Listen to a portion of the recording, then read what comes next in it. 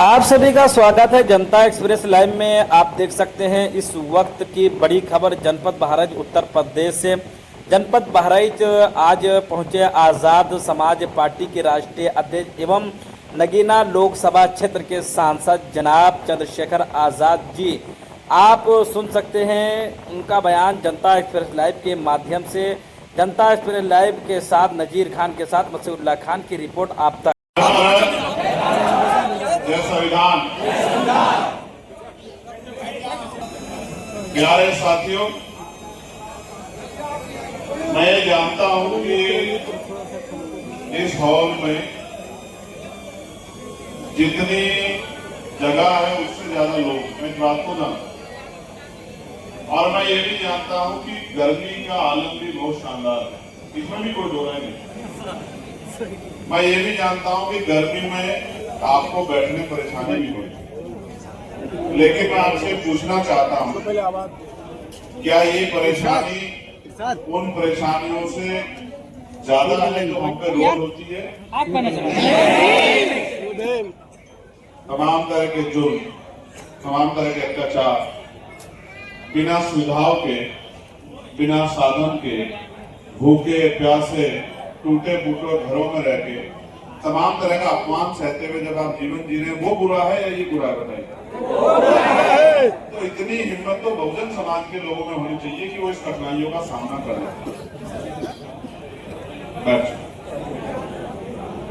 समय जब आप जितना डिस्टर्ब करोगे उतना ही समझ आएगा, उतना समझ आएगा। तो एक व्यक्ति की वजह से कई लोगों को परेशान होना पड़ेगा। आराम से बैठ जाओ। प्यारे साथियों,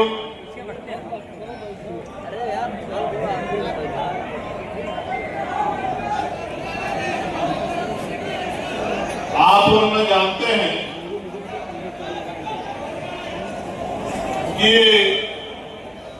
कोई भी आंदोलन, कोई भी संगठन, कोई भी कार्य बिना अनुशासन के आगे नहीं बढ़ सकता। मैं ये भी जानता हूं कि ये जो नौजवान आगे आगे बैठे हैं, ये बीच वाली पंक्ति में, ये वो नौजवान हैं जो उत्साह से तो भरे हुए हैं, लेकिन अभी अपनी जिम्मेदारी को समझ नहीं पाए। अगर जिम्मेदारी को समझ पाते तो ये बाहर नहीं खड़े रहते। जब तक मैं नहीं आया तब तक ये बाहर खड़े रहे, और जब मैं आ गया तो ये दौड़ के अंदर भाग आए। अब इनको लगा कि भाई आगे चले जाएंगे, भाई के नजदीक जाएंगे, भाई को देख लेंगे, अपने फोन से फोटो वोटो भी क्लिक कर लेंगे। लेकिन इनको आज ये नहीं पता था कि आज इनको ये भारी पड़ने वाला। ये आइडिया नहीं था इनको आइडिया ये था कि जाएंगे, आगे बैठ के आगे घुस के कहीं खड़े हो जाएंगे, बढ़िया फोटो वीडियो बनेगा। इनको ये नहीं पता था कि आज भाई के शिकंजे में फंस जाएंगे। कंधे से कंधा टच हो जाएगा, गर्मी में पसीना ऊपर से लेके नीचे तक टपकेगा, और सामने भाई आंखें निकाल के खड़े होंगे, गुस्से में तो उठ भी नहीं पाएंगे। तो ये आइडिया इनको आज नहीं था।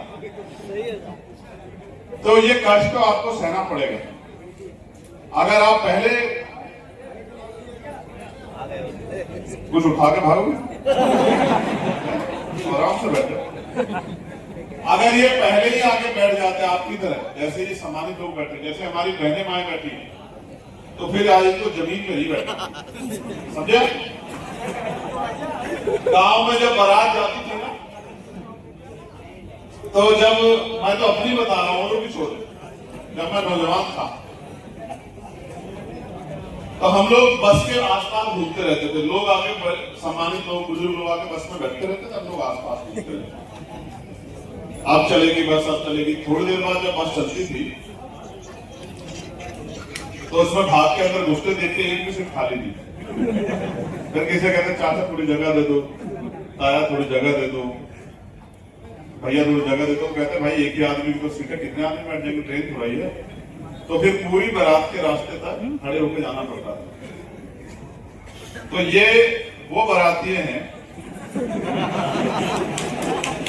जो बारात का जिम्मेदारी से आनंद लेना चाहते हैं, लेकिन अनुशासन में आके अपने समय को सही तरह से, अपनी जिम्मेदारी को, अपने समय को प्रयोग नहीं करना चाहिए।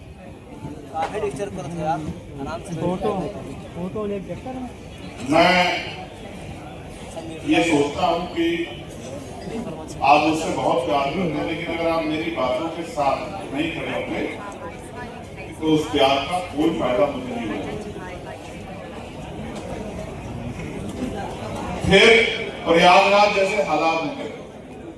कैसे? प्रयागराज जैसे हालात होंगे, इलाहाबाद जैसे। इसी छोटी सी लापरवाही में, छोटी सी गलतफहमी में फिर इलाहाबाद जैसे हालात होंगे। उन्हीं को रोकने के लिए आज मेरी शक्ति आप लोगों के ऊपर है। मैं आज आपको इस मंच से कह रहा हूं, हम संविधान को मानने वाले लोग हैं, हमें कानून को अपने हाथ में नहीं लेना चाहिए। समझे आप? दुश्मन का काम है कि वो हमें तमाम तरह की साजिशों में, षड्यंत्रों में फंसाए और वो कोशिश करेगा कि हम उनकी साजिश षड्यंत्र में फंस जाए। जो पुलिस के भाई सामने खड़े होते हैं वो भी तो हमारे बीच के लोग हैं। वो कोई बाहर से थोड़े आए, किसी दूसरे देश की सेना थोड़ी है। वो तो हमारे परिवार के किसान, कमेरे, नौजवान, गरीब, मजदूर, किसान परिवार के लोग हैं। उनसे लड़ने का काम हमें आगे नहीं बढ़ा सकता।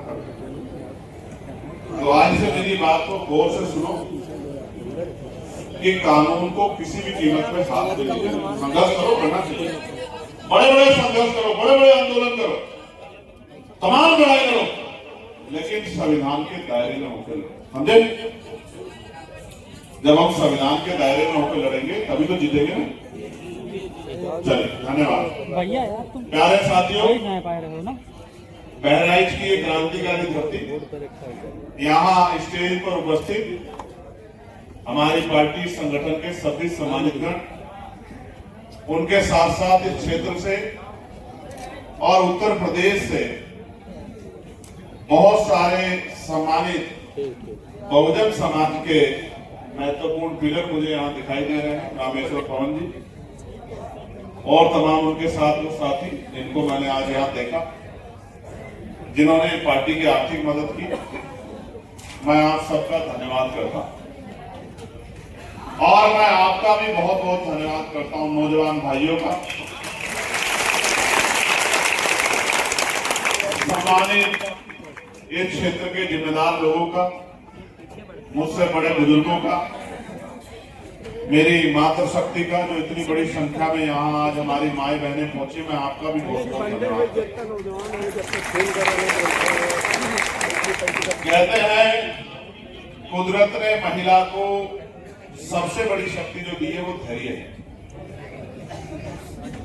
वो कहीं नहीं मिली, गर्मी उनको भी बराबर लग रही है। उन्होंने कोई परेशानी जाहिर नहीं की, वो कहीं खड़े नहीं हुए। हमें अपने उनके अंदर का आकलन को करना चाहिए कि उनके अंदर धैर्य की कितनी बड़ी जो है विरासत कुदरत ने सौंपी और हमारे अंदर क्या। अच्छा सिपाही वो होता है जिसको जो जिम्मेदारी लगा दी जाए वो उस जिम्मेदारी पर खड़ा है। सेना का जवान जब बॉर्डर पे लग जाता है तो जब तक उसका विकल्प नहीं आता, जब तक उसका अल्टरनेट नहीं आता, तब तक वो चाहे उसकी ड्यूटी से ज्यादा समय हो जाए, वो कोई जगह नहीं छोड़ेगा। अगर वो इस तरह जगह छोड़ने लग जाएगा तो देश की सीमाएं जो है सुरक्षित नहीं रहेंगी। वो देश का जवान है, सेना का जवान है। आप भी तो इस मिशन के जवान हो या नहीं हो बताओ? आप भी तो महापुरुषों के मिशन को आगे बढ़ाने के लिए संघर्ष कर रहे हो, नहीं कर रहे बताओ?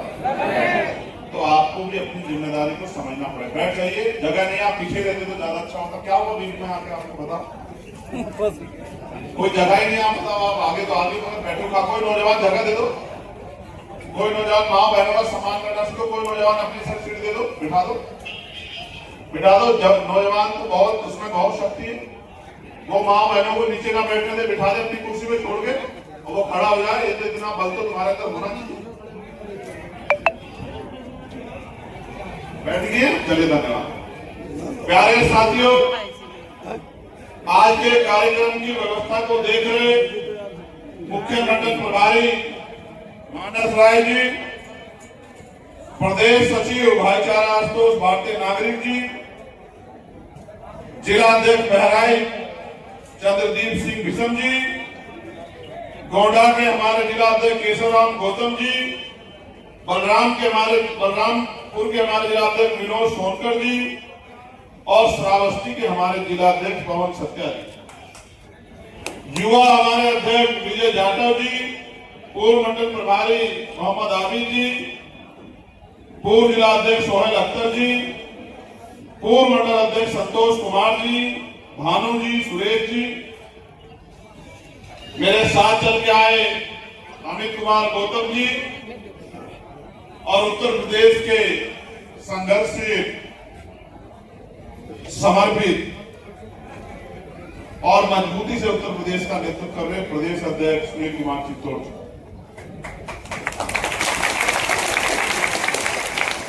पुलिस के भाइयों और मीडिया के साथियों, आज आपको भी बड़ा कष्ट उठाना पड़ रहा है। आप समझो, अगर मैं इनके लिए अच्छी व्यवस्था करता तो आपके लिए भी अच्छी व्यवस्था करता। अभी हमारा दल आर्थिक रूप से बहुत मजबूत नहीं है, वरना हम आपके लिए एसी वाली व्यवस्था करते।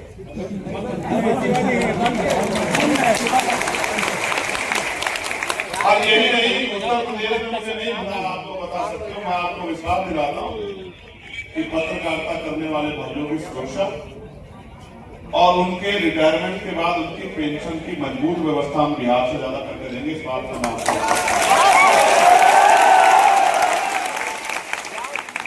हालांकि ये भी एक कड़वा सच है कि पत्रकारिता पे बड़े सवाल खड़े हो रहे हैं। कुछ लोगों की वजह से बहुत सारे पत्रकारों की मेहनत को, उनके संघर्ष को, जिस तरह का अगर वो किसी ताकतों के खिलाफ उठा दे आवाज, किस तरह का जुर्म जाते अन्याय सरकार के खिलाफ उठाने में सहना पड़ता है, ये भी छिपा है। एक पत्रकार की हत्या भी हुई थी, आपको याद होगा, सड़क पे उसको गोली मारी गई, ये भी दिन देखने पड़ रहे हैं सीतापुर।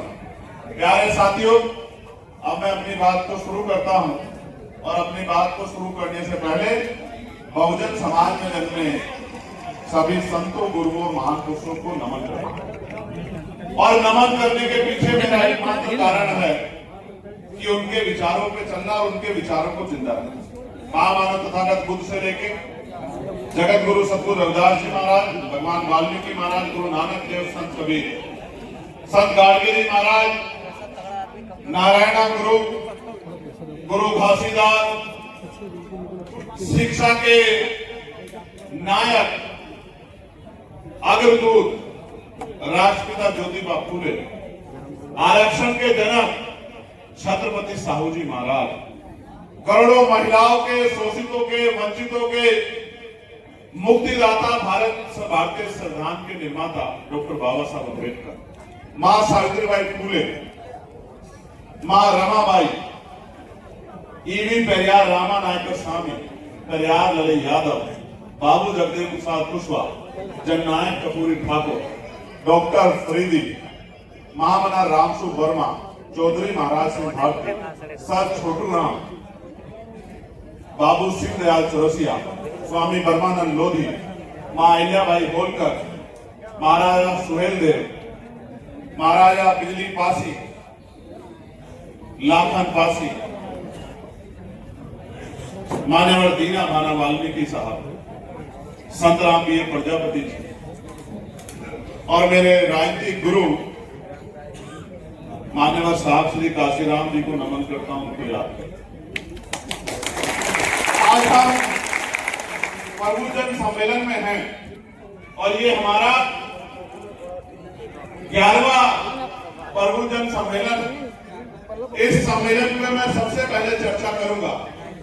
ये सम्मेलन सहारनपुर से शुरू हुआ, ये सम्मेलन सहारनपुर से शुरू हुआ, उसके बाद हापुड़ में हुआ, फिर आगरा में हुआ, गाजीपुर में हुआ, लखनऊ में हुआ, और जब इसकी गूंज 1 जून को लखनऊ में हुई, 1 जून यानी कि अर्जक संघ के स्थापना दिवस के दिन, जिस दिन 1 जून को यह कार्यक्रम लखनऊ में हुआ, उससे पहले आगरा में हुआ, तो इस कार्यक्रम ने तमाम राजनीतिक दलों का, तमाम मीडिया का, तमाम राजनीतिक सलाहकारों का, तमाम अधिकारी कर्मचारियों का ध्यान अपनी तरफ खींचा और हलचल पैदा हो गई उत्तर प्रदेश की राजनीति।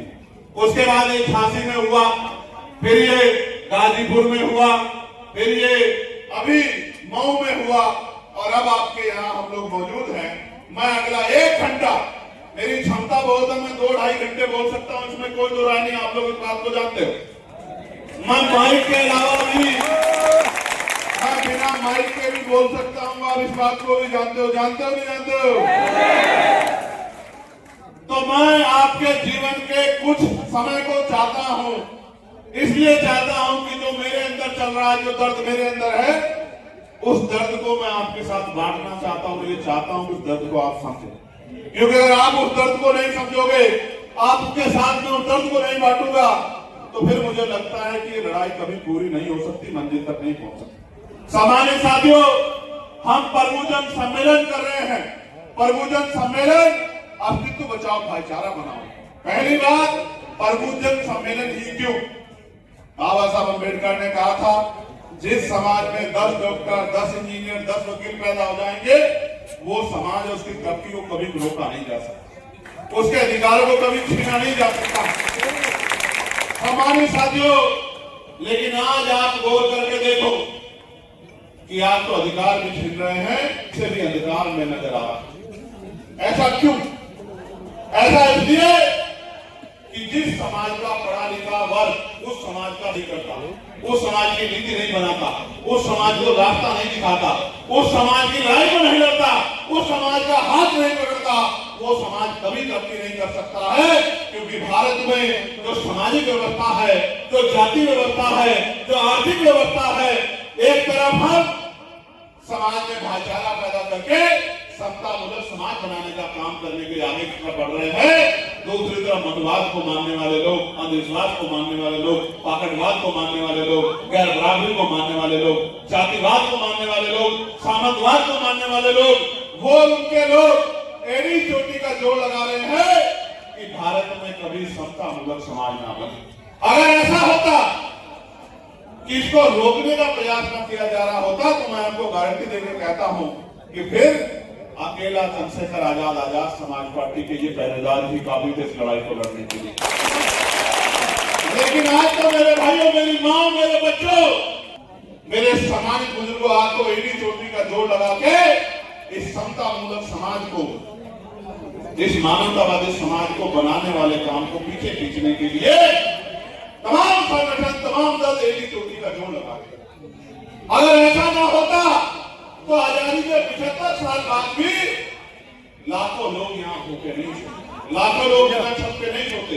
इस देश में बहन बेटियों के साथ जुट जाके अत्याचार नहीं होता, कमजोर वर्गों के लोगों को मारकर नहीं लटकाया जाता, उनकी बच्चों के साथ, अभी बलिया की घटना मेरे याद है, मैं उसको भूला नहीं हूँ, बलिया की घटना, और 12 साल की बच्ची को जा नहीं सहना पड़ा और अन्याय करके, सामूहिक रेप करके उसको लटका के मरने के लिए मजबूर कर दिया गया। मैं जब गया था, बलिया का परिवार मेरे आगे आया, हाथ जोड़ के बैठ गया। मैंने तत्काल वहां के एसपी को फोन किया, वहां के एसपी ने मुझे विश्वास दिलाया कि चंद्रशेखर आजाद जी, मैं आपके जिले में रह के आया हूँ, आपके पड़ोसी जिले में रह के आया हूँ, आप मेरी बात को याद रखना, हम इन गुंडों को किसी कीमत पर छोड़ेंगे नहीं, कोई मौका आपको नहीं देंगे कि आपको शिकायत हो जाए। प्यारे साथियों, ये बात मैं आपसे इसलिए कह रहा हूँ कि प्रबुद्धन सम्मेलन ही क्यों? क्योंकि आपने देखा होगा, अब से पहले तो बहुत सारी पार्टियां प्रबुद्धन सम्मेलन करती थी, लेकिन उन सम्मेलन में एक ही जाति के लोग, एक ही धर्म के लोग कुर्सियों पे बैठते थे और सामने आम जनता बैठती थी और वो कुर्सी पे बैठ के मंच पे आके बताते थे कि आप कौन हो, आपको क्या करना है। क्यों बताते थे? क्योंकि ऐसा लगता था कि उन्हीं के पास ज्यादा ज्ञान है। लेकिन जब से भारतीय संविधान आया है तो हक मंत्री समाज में भी डॉक्टर भी पैदा हुए, इंजीनियर भी पैदा हुए, वकील भी पैदा हुए, जज भी पैदा हुए, IAS IPS भी पैदा हुए, लेखक भी पैदा हुए, पत्रकार भी पैदा हुए। तो आज इस समाज को क्या हमसे कमी रह रही है, क्या हमें करना चाहिए, क्या हम कर रहे हैं, ये बात चर्चा हो जाए और इस चर्चा के बाद जो रास्ता निकले उस रास्ते में हम सब लोग मिलकर चले और समाज में बदलाव, समाज को मताधिकार मिले, गैर बराबरी दूर। हमारी लड़ाई किसी जाति के खिलाफ नहीं है, किसी धर्म के खिलाफ नहीं है, किसी वर्ण के खिलाफ नहीं है। हमारी लड़ाई इस देश से जातिवाद की है, अंधविश्वास खत्म करने की है, पाखंडवाद खत्म करने की है। इस देश में मानवतावाद लाने की लड़ाई को हम लोग लड़ रहे हैं।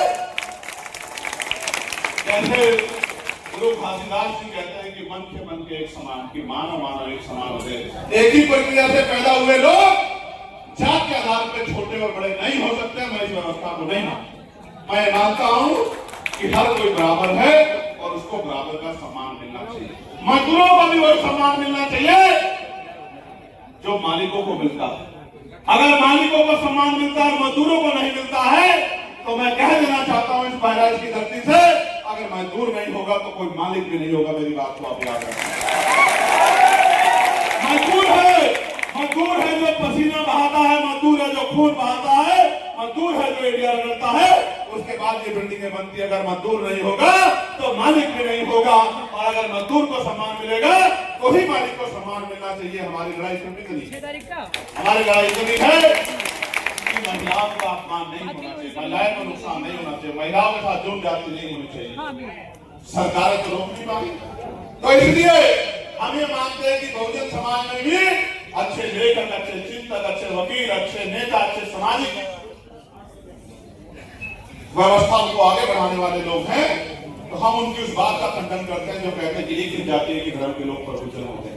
आज इस मंच में बैठे तमाम लोग हमारे प्रभुजन हैं, और यहाँ जो सामने जो लोग बैठे हैं वो भी प्रभुजन हैं। हम प्रभुजन आपस में मिलकर जो आगे मैं विषय दूंगा उस पर चर्चा करके और ये तय करें कि भारत एक लोकतांत्रिक देश है।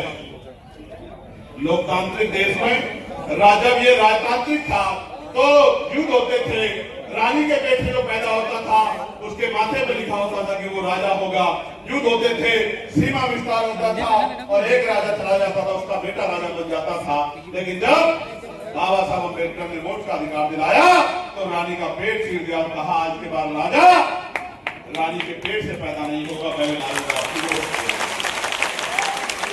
प्यारे साथियों, बाबा साहब को लेके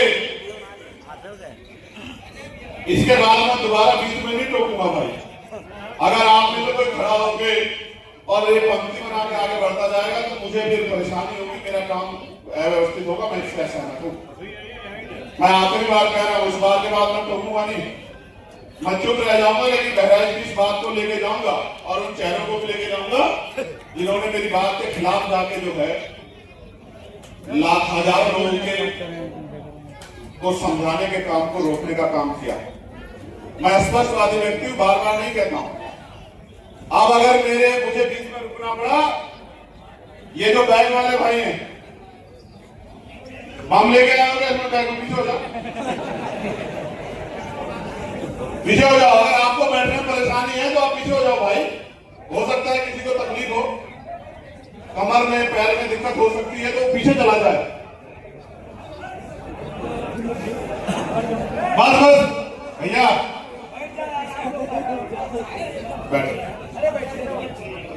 तो सब मजदूर आपको याद नहीं याद है, तपती गर्मी में सूरज नहीं कहता कि छाता ले लो। पसीना कहां से शुरू होता है कहां तक जाता है, इतना आसान थोड़ा ही है, इतना आसान नहीं समझ। चलिए मुद्दे पे बात करते हैं। तो राजतंत्र में तो ये संभव था, लेकिन आज भारत में राजतंत्र नहीं लोकतंत्र है। जनता जिसको वोट देगी वो ताकत में आएगा, और जो ताकत में आएगा वो पॉलिसी बना के लोगों के जीवन में बदलाव करेगा। फिर 75 साल बाद आज भी सामाजिक, आर्थिक, राजनीतिक गैर बराबरी। पैसे वाले लोग चुनाव लड़ते हैं, पैसे वाले लोग प्रधान बनते हैं, पैसे वाले लोग जिला पंचायत के सदस्य बनते हैं, पैसे वाले लोग विधायक बनते हैं, पैसे वाले लोग जिला पंचायत के अध्यक्ष बनते हैं, जिला पंचायत के सदस्य बनते हैं, लोग के प्रमुख बनते हैं, सांसद बनते हैं, एमएलसी बनते हैं। तो ये लोकतंत्र कैसे लोकतंत्र हुआ? अगर पैसे के दम पे सब लोग आगे बढ़ेंगे तो ये जनतंत्र हो सकता है, लोकतंत्र नहीं हो सकता। लोकतंत्र का मतलब तो यह है कि एक किसान, मजदूर, रिक्शा, ठेली, सब्जी बेचने वाले के बेटों को भी बराबर का अधिकार हो।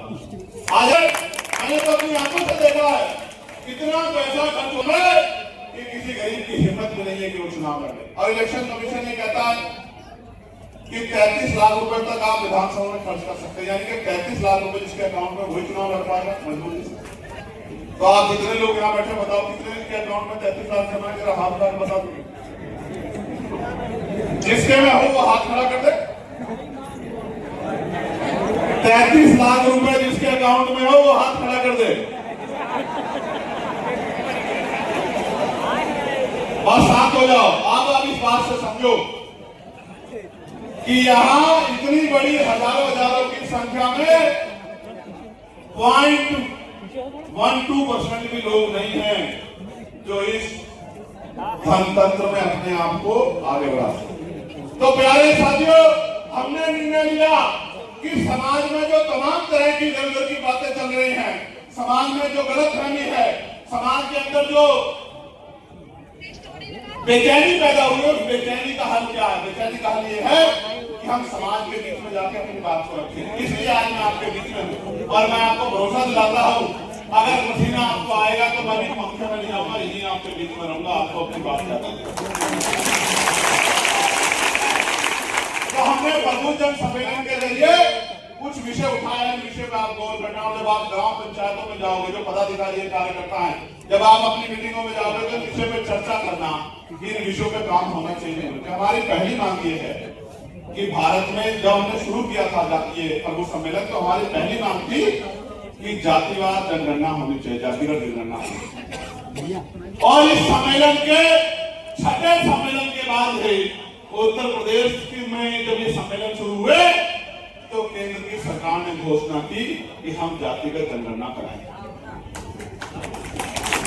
अब आप समझिए, जातिगत जनगणना कब हुई थी? पिछली बार कब हुई थी पवन जी?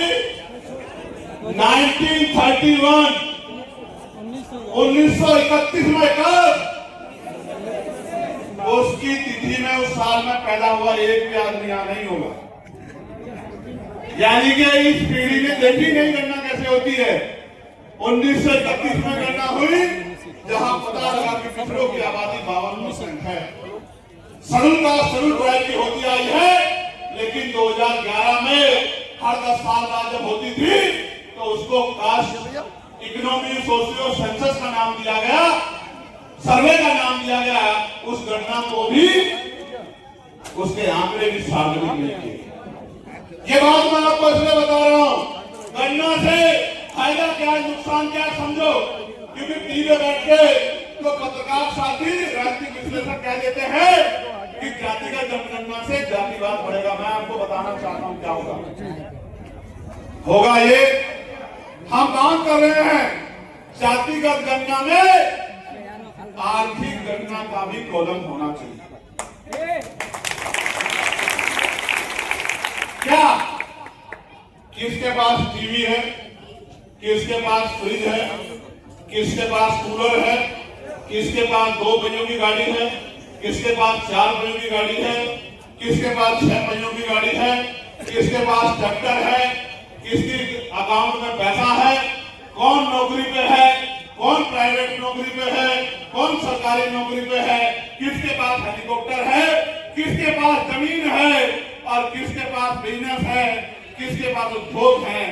देश को पता लगना चाहिए कि दलित, पिछड़े, आदिवासी, मुसलमान, जैन, सिख, बौद्ध, ईसाई और सामान्य जाति के भी, ब्राह्मण, क्षत्रिय, वैसे लोगों पे भी किनकी हालत इस देश में खराब है और आजादी के 75 साल बाद भी उनकी हालत को बदलने के लिए क्या है। जब ये पता लगेगा, बिहार में हुआ था, कास्ट सेंसस हुआ था, इकोनॉमी सर्वे के आंकड़े जारी नहीं किए गए, तो कास्ट सेंसस ये मुझसे पता लगा कि 90% आबादी SC ST OBC की है। तो मैं आपको समझाना चाहता हूं कि जब 90% आबादी SC ST OBC की है तो राजकाज भी SC ST OBC माइनॉरिटी के हाथ में होना चाहिए। होना चाहिए, होना चाहिए, बताइए।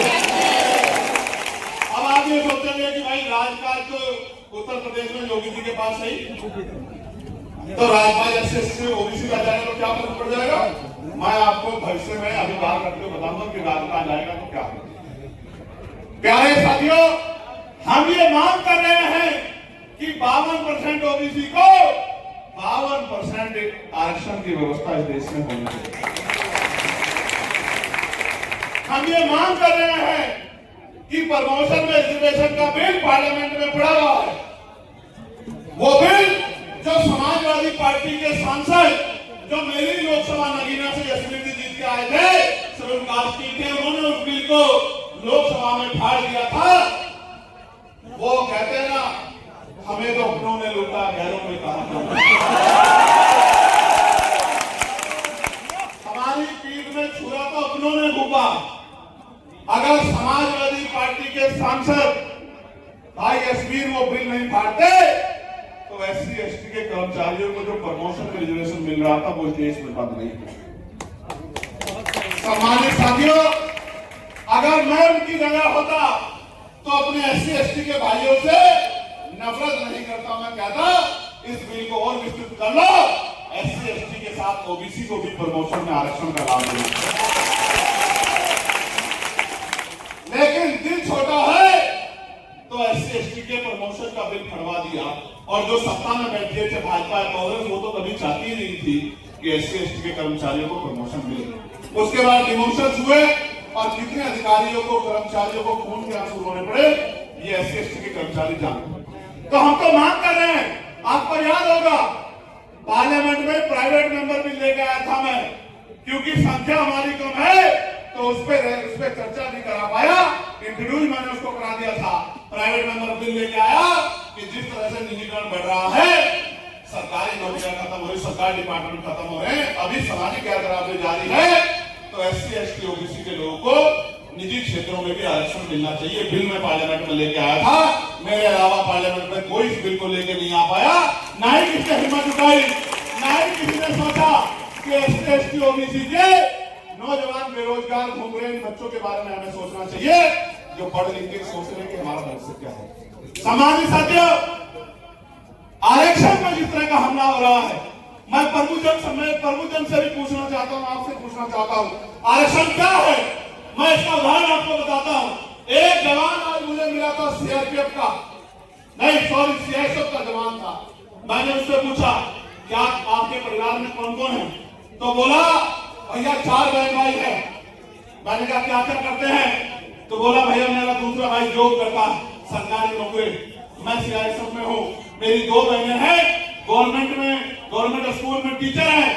मैंने कहा आपके पिता क्या करते थे, तो बोला भैया मेरे पिताजी पोस्ट ऑफिस में पोस्ट मास्टर थे। तो मैंने उसको कहा कि मेरी बात सुनो, ये जो नौकरी आपको मिली ये उस एक पोस्ट मास्टर की नौकरी से निकल के आई है, मेरी बात को आप याद। तो मैंने उसे बताया कि भाई ये जो नौकरी आपको मिली है, ये नौकरी आसानी से नहीं मिली, आपके पिता को जो पोस्ट मास्टर की नौकरी मिली थी आरक्षण की वजह से, उस नौकरी की वजह से आप 4 लोगों को नौकरी मिली है। आप याद रखना, अपने माँ बाप का दिल कभी मत दुखाना। उसने मुझे कहा कि मेरे माँ बाप ने भैया कुछ नहीं कमाया, मेरे पिता ने सिर्फ और सिर्फ शिक्षा पे जोर दिया और हमको पढ़ाने का काम किया और हमने मन लगा के पढ़ने का काम किया, जिसकी वजह से आज हम 4 बहन भाई नौकरी पे हैं। मैं आपको बताना चाहता हूँ, आरक्षण से सिर्फ नौकरी नहीं मिली, सिर्फ नौकरी नहीं मिली, आरक्षण ने हमें हथियार दिया है कि हम पढ़े लिखे डॉक्टर, इंजीनियर, आईएएस, आईपीएस, वकील जज बन सके और सिस्टम में बैठ के अपने लोगों को उनका मनोबल बढ़ा के आगे बढ़ने के प्रेरित कर सके। मैं आपको एक कहानी सुनाता हूँ। मैं एक कहानी आपको सुनाता, बहुत अच्छी कहानी, आपके जीवन पे असर को समझ के आगे बढ़ने का काम करेंगे। बाबा साहब प्रभुजन समाज यहाँ बैठा है, मैं आपके सामने बात रखते हुए कह रहा हूँ कि आरक्षण जो है वो हमारा हथियार है। उस हथियार को पहले तो क्लास 2 में पूरा होने ही नहीं दिया, 3-4 में पूरा हुआ भी, उस हथियार को भी छीनने का, लूटने का पूरा प्रयास सरकार ने। और हम क्या कर रहे हैं, हम सिर्फ नारा लगा रहे हैं, फोन में वीडियो बना रहे हैं, झंडा उठा रहे हैं और घर में पढ़ के सो रहे हैं, फोन में सिर्फ रील देख रहे हैं। मैं यहां खड़ा हूं बहराइच में आपके सामने, अगर मैं 100-200 हजार किलोमीटर दूर होता तो फोन पे आप मुझे सुनने से समझ आता।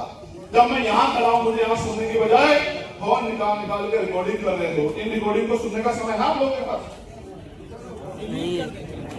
जब मास्टर स्कूल में पढ़ाता है और जो बच्चा इधर उधर